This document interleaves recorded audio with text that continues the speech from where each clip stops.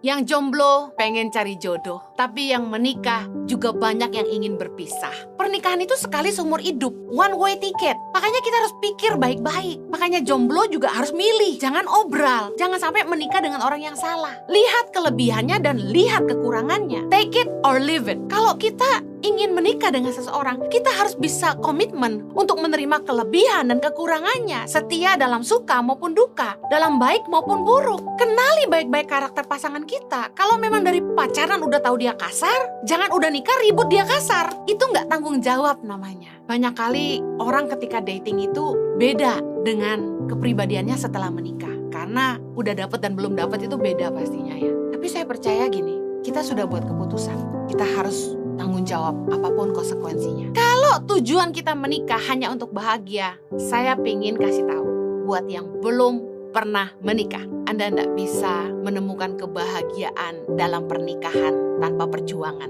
Istri-istri banyak yang bukannya mendukung suaminya, menguatkan suaminya, menolong suaminya, mulai buka usaha, jual kue dan apa sebagainya, malah ngerongrong, menekan, menyalahkan suami. Kamu sih begini, kamu sih begitu, menjatuhkan. Kamu gimana sih? Aku butuh ini, butuh itu. Marah-marah. Betapa banyak pasangan yang akhirnya di masa pandemi ini bercerai karena istri-istri terbukti tidak tahan menghadapi penderitaan. Katanya setia dalam suka maupun duka. Kok begitu suami tidak kaya, tidak punya harta, ditinggal sama istrinya.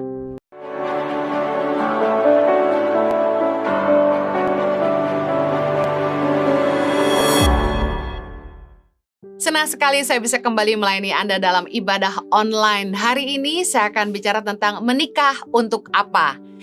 Tahukah Anda bahwa Impact Community Indonesia dalam bulan ini membahas tentang tanggung jawab. Dan Anda tahu bahwa setiap kita harus bertanggung jawab kepada Tuhan tentang hidup kita masing-masing. Oleh karena itu, penting sekali untuk gereja mengajarkan tentang tanggung jawab. Roma 14 ayat 12 berkata, demikianlah setiap orang di antara kita akan memberi pertanggungan jawab tentang dirinya sendiri kepada Allah. Ayo jangan suka komentarin hidup orang lain, jangan terlalu kepo sama urusan orang. Ingat kita masing-masing harus mempertanggungjawabkan diri kita sendiri kepada Allah. Yang jomblo pengen cari jodoh. Tapi yang menikah juga banyak yang ingin berpisah. Saya sedih mendengar banyak sekali di antara orang-orang percaya, orang-orang Kristen, bahkan mereka yang sudah mengerti firman Allah, mereka tetap menyerah dalam pernikahan dan memilih jalan perceraian. Saya berdoa agar di Gereja Impact Community Indonesia, jemaat boleh sungguh-sungguh bertumbuh dalam pengenalan dan takut akan Tuhan, dan boleh sungguh-sungguh memilih untuk taat akan kebenaran firman dan membuat keputusan yang benar. Kalau kita tanya sama orang, kenapa mereka mau bercerai? Salah satu jawabannya adalah karena perbedaan. Tidak nyambung. Suami istri kalau ngomong pasti bertengkar. Cara pikir yang berbeda. Seperti masing-masing punya dunia sendiri. Akhirnya mereka mengambil keputusan, ya udah kita jalanin hidup kita masing-masing. Mungkin secara status mereka masih menikah, tapi sebenarnya secara hati mereka sudah berpisah.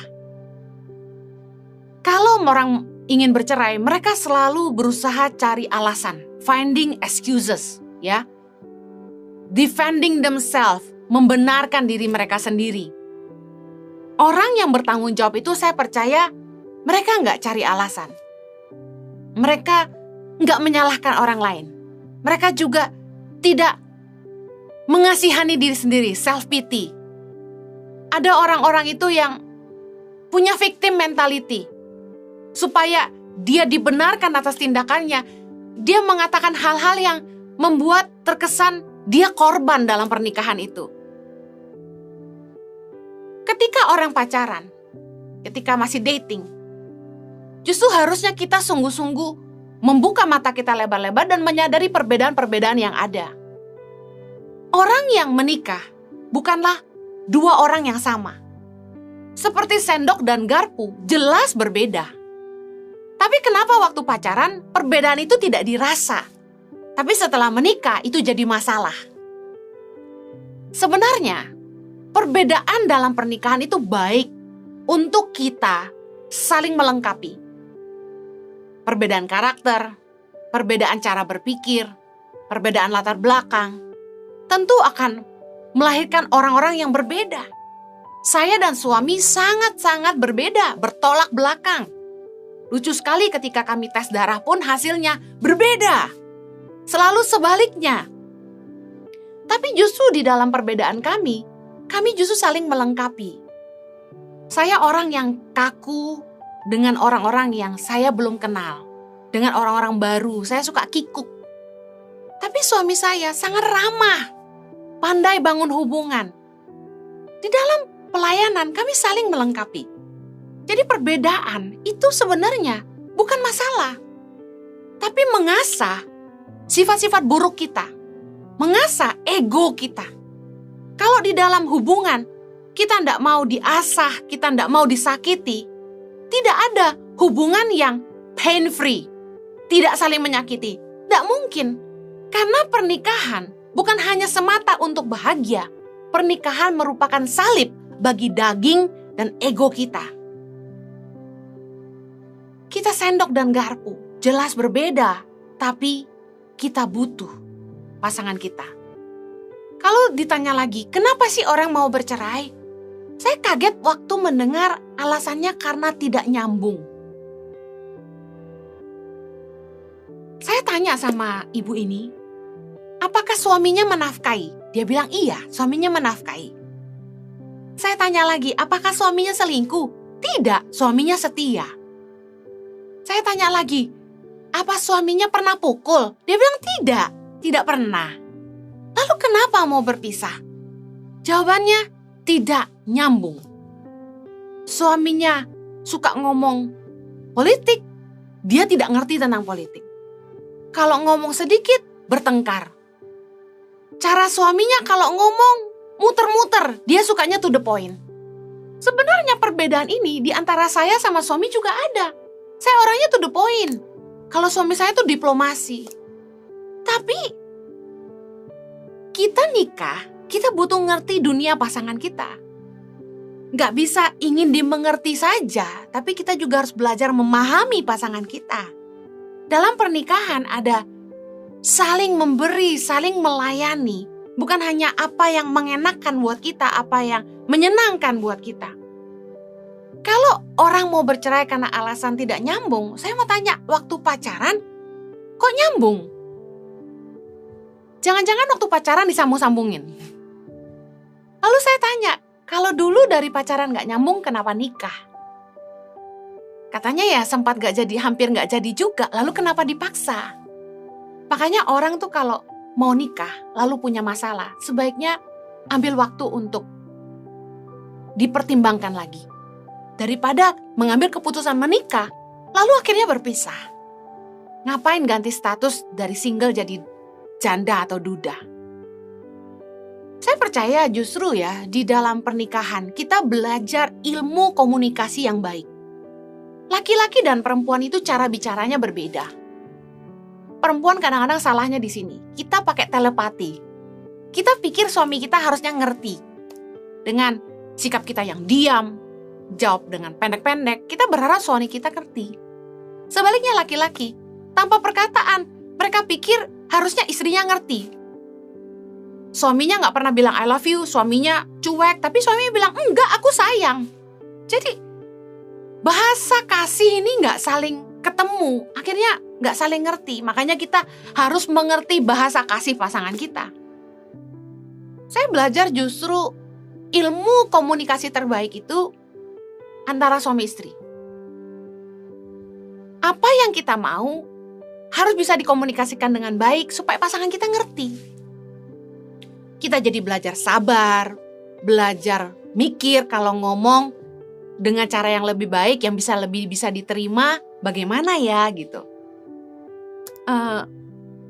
Ada yang bilang gini, saya mau pisah sama pasangan saya karena pasangan saya kasar, tukang minum, pemarah. Saya tanya, apa waktu dating gak kenal pasangannya seperti apa? Karakternya seperti apa? Harusnya kan kita cerdas bahwa menikah itu mempertaruhkan masa depan kita selama-lamanya. Pernikahan itu sekali seumur hidup. One way ticket. Makanya kita harus pikir baik-baik. Makanya jomblo juga harus milih. Jangan obral. Karena pernikahan itu sekali seumur hidup. Jangan sampai menikah dengan orang yang salah. Lihat kelebihannya dan lihat kekurangannya. Take it or leave it. Kalau kita ingin menikah dengan seseorang, kita harus bisa komitmen untuk menerima kelebihan dan kekurangannya, setia dalam suka maupun duka, dalam baik maupun buruk. Kenali baik-baik karakter pasangan kita. Kalau memang dari pacaran udah tahu dia kasar, jangan udah nikah ribut dia kasar. Itu nggak tanggung jawab namanya. Nah ini penting sekali, kenapa? Karena seringkali orang nggak tanggung jawab dengan keputusan yang mereka buat. Mereka buat keputusan untuk menikah, tapi mereka nggak mau ambil konsekuensinya ketika harus menuai buah dari keputusan yang dibuat, taburannya, nggak mau nuai, nggak mau tanggung jawab. Contoh, nggak direstui orang tua, maksa nikah. Beda agama, paksa nikah.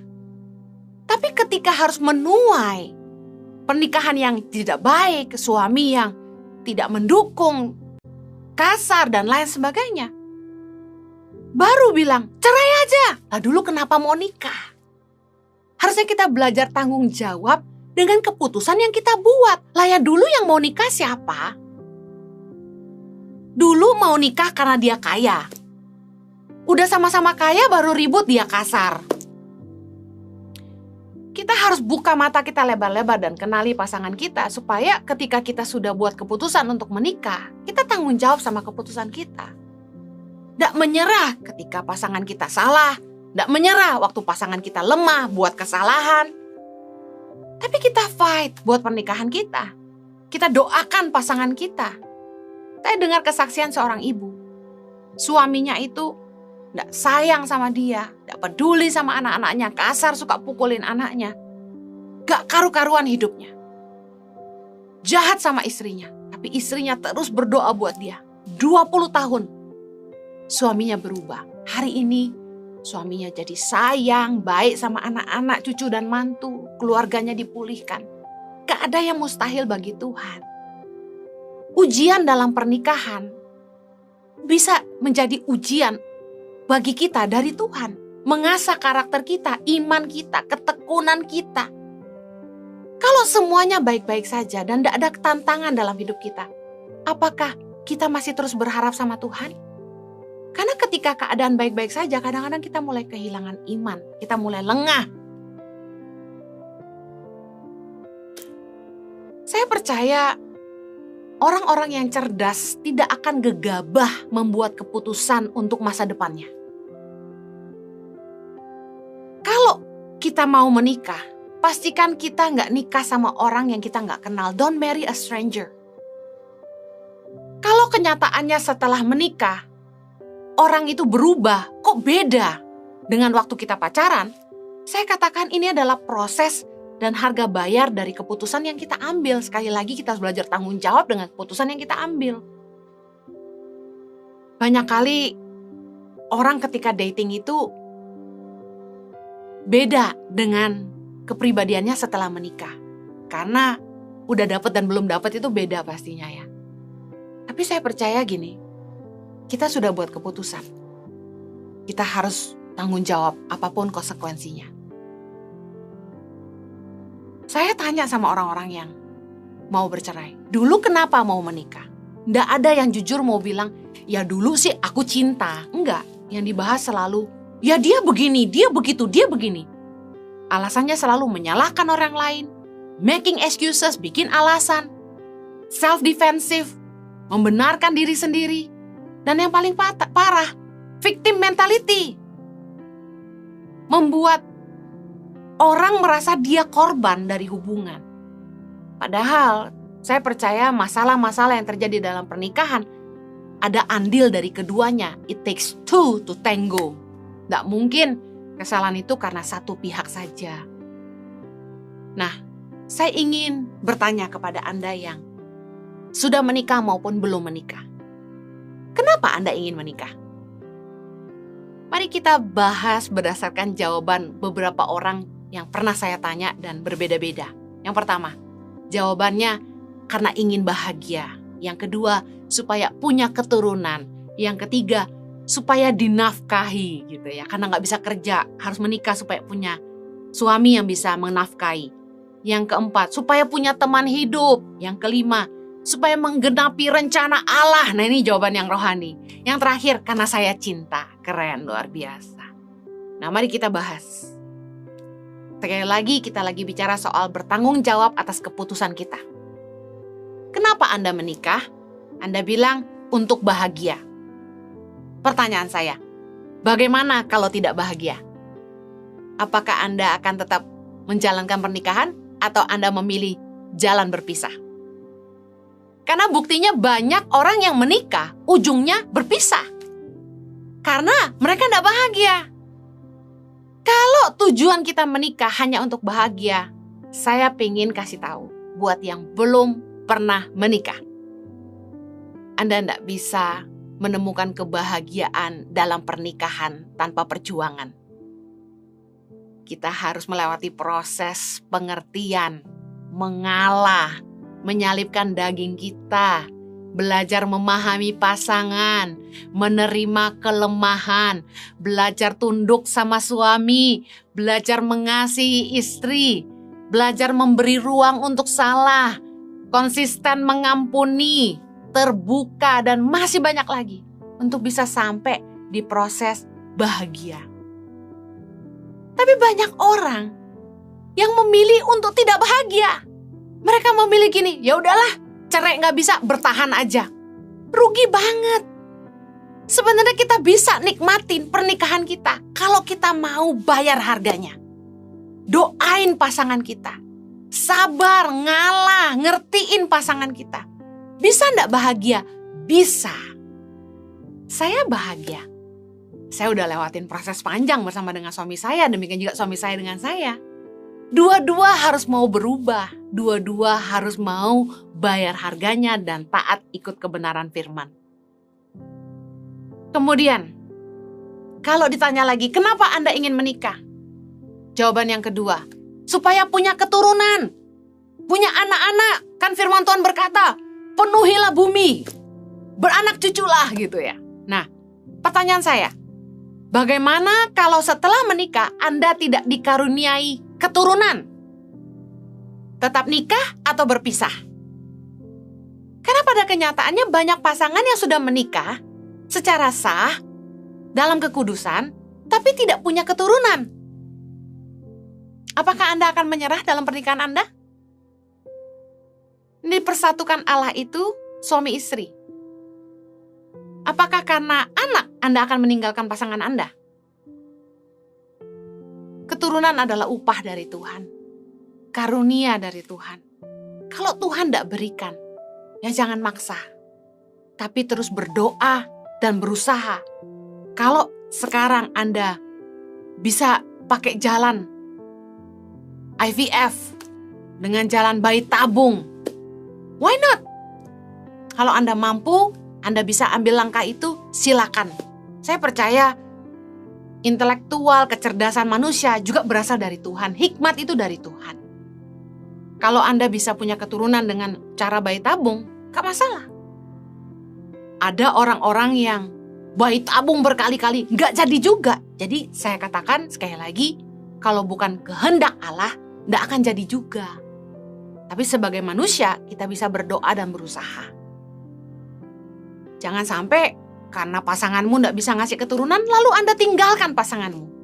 Itu orang-orang yang gak mau tanggung jawab sama keputusan yang dia buat. Kan sudah bikin keputusan untuk menikah. Seringkali tuh orang selalu punya tujuan yang menguntungkan dirinya. Apa yang dia mau, kalau gak dapat, dia mundur dari komitmennya. Belajar jadi orang yang bertanggung jawab, karena ingat, kita masing-masing bertanggung jawab kepada Allah. Pertanyaan berikutnya, kenapa Anda ingin menikah? Supaya dinafkahi. Pertanyaan saya, bagaimana kalau pasanganmu itu pelit? Bagaimana kalau pasanganmu suatu hari jatuh miskin? Apakah Anda tetap setia atau Anda akan berpisah? Pandemi sudah membuktikan banyak orang kaya jadi susah. Banyak orang kaya kehilangan harta. Istri-istri banyak yang bukannya mendukung suaminya, menguatkan suaminya, menolong suaminya, mulai buka usaha, jual kue dan apa sebagainya. Malah ngerongrong, menekan, menyalahkan suami. Kamu sih begini, kamu sih begitu, menjatuhkan. Kamu gimana sih? Aku butuh ini, butuh itu. Marah-marah. Betapa banyak pasangan yang akhirnya di masa pandemi ini bercerai. Karena istri-istri terbukti tidak tahan menghadapi penderitaan. Katanya setia dalam suka maupun duka. Kok begitu suami tidak kaya, tidak punya harta, ditinggal sama istrinya? Pasangan kita harusnya menolong, bukan merongrong. Sebagai istri, saya mewakili para perempuan, harusnya kita menolong suami kita, bukannya malah merongrong. Kalau pasanganmu tidak mampu memenuhi standarmu, permintaanmu, standar hidupmu, apakah Anda masih mau? Akan tetap setia enggak?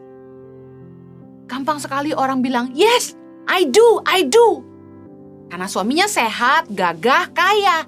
Coba terjadi sebaliknya. Suaminya sakit, harta enggak ada, malah harus diurus sama dia. Masih bertahan enggak? Saya salut sama istri-istri yang setia dalam suka maupun duka. Orang-orang yang bertanggung jawab dengan komitmennya di hadapan Allah. Bahwa dia menikah untuk selamanya. Yang keempat, ketika ditanya, kenapa Anda ingin menikah? Supaya punya teman hidup. Tanya gitu. Nggak kesepian. Pertanyaan saya, bagaimana kalau suamimu atau istrimu tuh nggak nyambung? Gimana mau punya teman hidup? Nggak nyambung. Ngobrol nggak bisa. Ngomong dikit berantem. Emang masalah gitu kalau nggak nyambung? Banget. Istilahnya hidup di dua dunia katanya. Akhirnya seperti yang saya ceritakan di awal. Cuma urusan nggak nyambung aja orang bisa mau pisah. Kejadian 2 ayat 18 berkata gini, Tuhan Allah berfirman, tidak baik kalau manusia itu seorang diri saja. Aku akan menjadikan penolong baginya yang sepadan dengan dia. Apa arti kata sepadan? Saya percaya sepadan itu nyambung, sepemikiran, sevisi, saling melengkapi, bisa saling menopang, saling menolong. Karena dalam Kejadian 2 ayat 20 dikatakan gini, manusia itu memberi nama kepada segala ternak, kepada burung-burung di udara, dan kepada segala binatang hutan, tetapi baginya sendiri, ia tidak menjumpai penolong yang sepadan dengan dia. Kenapa? Adam gak ketemu pasangan yang sepadan dengan dia waktu dia selesai menamai semua ternak dan hewan-hewan. Karena hewan, binatang dan manusia berbeda bahasa. Binatang gak bisa nyambung sama manusia karena gak ngerti bahasanya.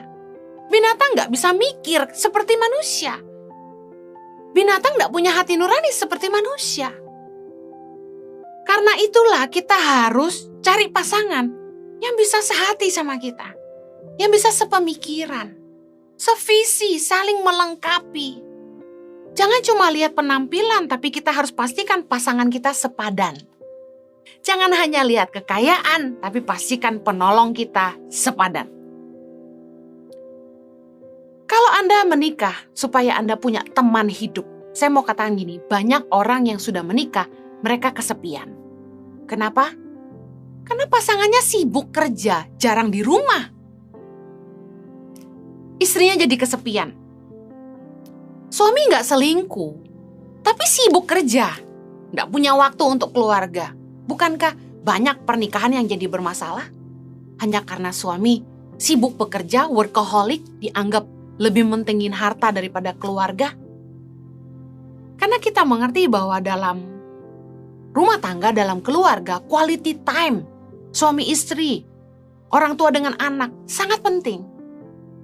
Tapi kenyataannya, banyak orang menikah, mereka kehilangan waktu quality time. Mereka lebih fokus mengejar harta.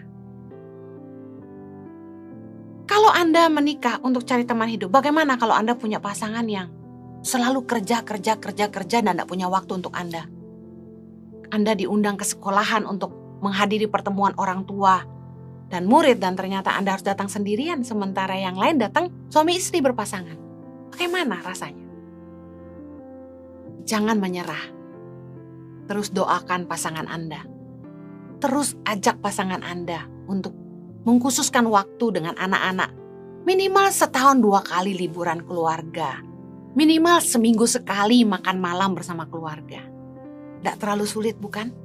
Dan pastikan ketika Anda punya waktu berkualitas, meski cuma 1 jam 1 hari, Anda tidak main handphone. Tapi Anda bisa bercakap-cakap di meja makan. Karena hubungan ayah dengan anak yang baik akan membuat anak-anak Anda tumbuh cerdas dan percaya diri. Bagaimana kalau Anda punya pasangan yang lebih mementingkan teman daripada keluarga? Ada orang-orang tuh yang sudah nikah tapi tidak suka diatur. Nggak mau istri-istrinya melarang mereka kumpul sama teman-temannya. Atau sebaliknya, istri-istri ada yang nggak mau suaminya ngatur-ngatur. Dia mau bebas kemana aja dengan teman-temannya. Liburan, traveling kemana, hangout kemana. Nggak ngurus suami, nggak pernah di rumah. Lucu sekali ketika orang menikah, tapi mereka tidak suka diatur. Padahal ketika Anda menikah, Anda harus mengerti bahwa menikah adalah memberikan hak kepada pasangan Anda untuk terlibat dalam hidup Anda. Termasuk dalam mengambil keputusan dalam hidup Anda. 1 Korintus 7 ayat 3 bilang gini, hendaklah suami memenuhi kewajibannya terhadap istrinya, demikian pula istri terhadap suaminya. Ayat 4, istri tidak berkuasa atas tubuhnya sendiri, tetapi suaminya. Demikian pula suami tidak berkuasa atas tubuhnya sendiri, tetapi istrinya. Ayat ini seringkali dikhotbahkan hanya untuk kebutuhan maaf seksual. Padahal bicara soal begini, ketika kita menikah, kita menyerahkan hidup kita kepada pasangan kita. Kita nggak bisa lagi bilang, ini hidup saya. Kita jalan masing-masing. Enggak. Tapi kita, suami istri, nggak berkuasa lagi atas tubuhnya sendiri. Tapi tubuh kita milik pasangan kita. Dengan menikah, kita memberi hak kepada pasangan untuk intervensi dalam hidup kita. Kita nggak bisa bilang, terserah gua. Terserah aku mau kemana, mau pergi sama siapa. Pendapat pasangan Anda menjadi penting. Menjaga perasaan pasangan Anda menjadi prioritas utama. Yang terakhir, kenapa Anda ingin menikah? Orang bilang, untuk menggenapi rencana Allah. Well, bagaimana kalau tidak sevisi? Bagaimana kalau pasangan kita tidak mendukung visi yang dari Tuhan? Bagaimana kalau pasangan kita melarang? Misalnya Anda punya kerinduan, ikut Ibu Heni ke pedalaman, tapi suamimu bilang, tidak boleh. Padahal Anda tuh kalau lihat orang susah hati Anda tersentuh, tapi pasanganmu tidak dukung. Saya bersyukur sekali dalam hidup saya, Tuhan mengaruniakan saya suami yang sevisi. Yang tidak menghalangi saya menghidupi rencana Tuhan dalam hidup saya, malah mendukung saya. Suami yang justru sepakat dengan saya untuk menghidupi panggilan Tuhan sama-sama. Matius 19 ayat 6 bilang begini, demikianlah mereka bukan lagi 2, melainkan 1. Karena itu apa yang telah dipersatukan Allah tidak boleh diceraikan manusia. Saya percaya satu hal ini, visi yang dari Tuhan tidak akan memisahkan apa yang Ia persatukan. Kalau visi yang Anda peroleh sungguh-sungguh dari Tuhan, tidak akan memisahkan hubungan Anda dengan pasangan Anda yang dipersatukan oleh Tuhan. Sebenarnya, ego masing-masing yang memisahkan Anda dengan pasangan Anda bukan panggilan Tuhan. Saya percaya, kalau suami tidak dukung, berarti itu sebuah ujian ketaatan. Taat dulu sama suami, tunduk dulu sama suami. Saya percaya kalau memang visi itu sungguh-sungguh dari Tuhan, Tuhan akan lembutkan hati pasanganmu untuk mendukung visi itu. Kalau istri atau suami tidak mendukung, ya mungkin harus diuji lagi. Karena kalau sudah suami istri, tidak boleh ada yang memisahkan, termasuk alasan panggilan Tuhan. Kenapa Anda ingin menikah? Yang paling tepat jawaban ini, karena cinta. cinta atau kasih haruslah menjadi alasan terkuat. Karena harusnya inilah yang menjadi dasar pernikahan. Kasih adalah fondasi pernikahan yang terbaik. Kidung Agung 8 ayat 6 berkata, cinta kuat seperti maut. Kita dalam pernikahan akan menghadapi badai tantangan, ujian, cobaan. Dan kasih kepada pasangan yang akan membuat kita bertahan. Pernahkah Anda nonton film kesaksian? Bagaimana ada suami yang sakit, parah, hampir meninggal. Tapi istrinya tetap mau menikahi dia, menemani dia sampai hari meninggalnya. Kenapa perempuan ini mau lakukan itu? Mau tetap menikah dengan pria yang sebenarnya sakit parah? Karena cinta. Kita tidak boleh nikah karena harta, karena ingin cari kenyamanan, karena mau punya keturunan, karena pengen cari ada pendamping yang menemani hidup saya. Semua tentang saya. Tapi kasih itu harus lagi nih, melayani dan memberi diri. Kita mau bersama dengan orang yang kita cintai selama-lamanya. Dalam perjalanan pernikahan, kita akan diuji, kita akan disakiti. Cinta atau kasih yang akan memampukan kita terus mengampuni pasangan kita. Bisa belajar memahami dan menerima pasangan kita, belajar menghargai pasangan kita. Efesus 5 ayat 28, demikian juga suami harus mengasihi istrinya sama seperti tubuhnya sendiri. Siapa yang mengasihi istrinya, mengasihi dirinya sendiri. Pertanyaan saya kepada orang-orang yang sudah menikah. Pernahkah terlintas orang ketiga di benak Anda? Pernahkah menyesal menikahi pasangan Anda? Sekiranya Alkitab tidak melarang perceraian, apakah Anda akan menceraikan pasangan Anda? Saya yakin Anda yang jujur akan jawab iya. Sebenarnya dalam pernikahan ada yang kelihatannya masih bersama-sama, tapi perceraian itu sudah terjadi dalam hati. Matius 19 ayat 6 tadi berkata, apa yang dipersatukan Allah tidak boleh diceraikan manusia. Kita harus mengerti bahwa ketika kita memasuki pernikahan, kita sedang berkata, saya menerima ujian kesetiaan. Memasuki pernikahan berarti mengambil komitmen, vow, untuk setia kepada pasangan kita dalam suka maupun duka, dalam sehat maupun sakit, dalam baik maupun buruk, dalam miskin atau kaya. Dengan menikahi pasangan Anda menerima ujian kesetiaan. Kalau Anda tidak bisa setia dan tidak mau setia, sebaiknya jangan menikah. Karena untuk menikah itu ada tanggung jawabnya.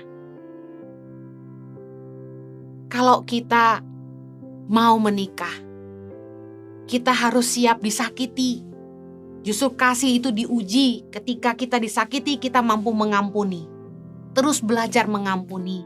Seperti kita juga pasti pernah bikin salah sama pasangan kita, kita juga mau diampuni. Kita juga belajar mengampuni dan terus mengasihi. Ingat, keputusan menikah itu diikuti konsekuensi dan tanggung jawab. Jangan menikah kalau kita tidak siap menghadapi tantangannya. Nikah itu jangan cari enaknya aja. Ingat, nikah itu ada tanggung jawabnya dan konsekuensinya. Ada harga bayarnya. Saya berdoa agar setiap kita tidak mudah menyerah dalam pernikahan kita. Kita yang sudah buat keputusan untuk menikah, ayo belajar setia. Doakan pasangan kita. Jangan cari alasan, jangan menyalahkan orang lain, jangan punya victim mentality, jangan malah menghindari masalah. Tapi hadapi harga bayarnya.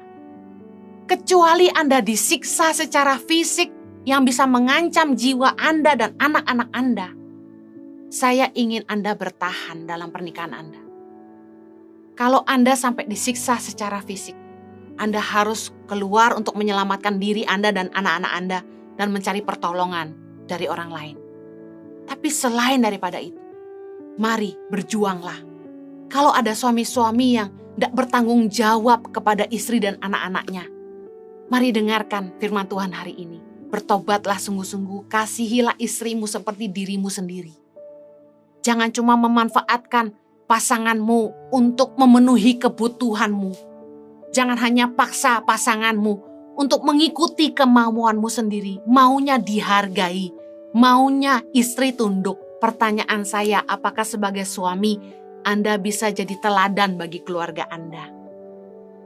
Abah adalah sumber. Kata Abah berarti Anda harus jadi sumber bagi keluarga Anda. Kalau Anda tidak bisa menafkahi keluarga, bagaimana mungkin Anda bisa menuntut respek dari pasangan Anda dan anak-anak Anda? Pertama-tama dimulai dari suami. Harus jadi imam, teladan, contoh, sumber bagi keluarga. Baru mengurus keluarganya dengan baik. Sehingga istri dan anak-anak Anda bisa dibawa untuk hidup mengenal Tuhan. Bisa mengasihi dan menghargai Anda juga. Saya berdoa untuk para wanita. Jadi istri yang baik, penolong yang setia.